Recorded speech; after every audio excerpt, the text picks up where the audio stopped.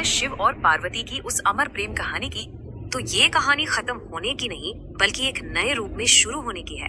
जब देवी सती ने आत्मदाह किया तो महादेव शिव पूरी तरह दुख में खो गए थे। उन्होंने दुनिया से नाता तोड़ लिया और पूरे ब्रह्मांड का संतुलन बिगड़ गया। आप देखिए, जैसे जैसे शिव वैरागी होते गए, दुनिया में असुरों का आतंक बढ़ता गया।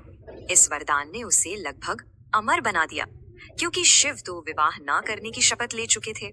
लेकिन सती ने ही पार्वती के रूप में फिर से जन्म लिया। उनका मकसद एक ही था, संतुलन वापस लाना। पार्वती जानती थी कि एक तपस्वी को पाने के लिए उन्हें भी एक तपस्विनी बनना होगा, तो उन्होंने राजमहल छोड़ा और कठोर तपस्या शुरू की। ये रास्ता आग पर चलने जैसा था। हजारों साल कड़कती धूप हो या जमा देने वाली ठंड, उनकी भक्ति और भी गहरी होती गई। तपस्या इतनी कठोर थी कि उन्होंने पत्ते तक खाने छोड़ दिए। तभी उनका नाम अपर्णा पड़ा। जब कामदेव ने उनकी समाधि तोड़ने की कोशिश की तो शिव ने क्रोध में उन्हें भस्म कर दिया। पार्वती समझ गई कि ये रूप रंग का खेल नहीं है, ये तो आत्मा के स्तर का मिलन है। और अब बारी थी असली परीक्षा की। देखते हैं क्या हुआ। शिव खुद एक बूढ़े ऋषि का भेष बदल कर आए और पार्वती के सामने शिव की ही बुराई करने लगे। उन्होंने पार्वती से पूछा, एक राजकुमारी को उस भस्म लगाने वाले वैरागी में क्या दिखा? लेकिन पार्वती का विश्वास अटल था।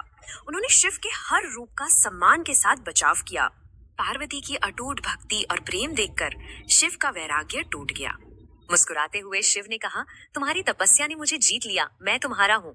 और फिर ब्रह्मांड उस सबसे अनोखे विवाह का गवाह बनने वाला था। उनकी बारात में भूत, प्रेत, देवता, दानव हर कोई शामिल था। एक अद्भुत नजारा था। पार्वती की माँ तो शिव का ये भयानक रूप देखकर ही डर गई। उन्होंने शादी से मना कर दिया। लेकिन पार्वती के कहने पर शिव ने अपना सुंदर और शांत रूप दिखाया। सब शांत हो गए।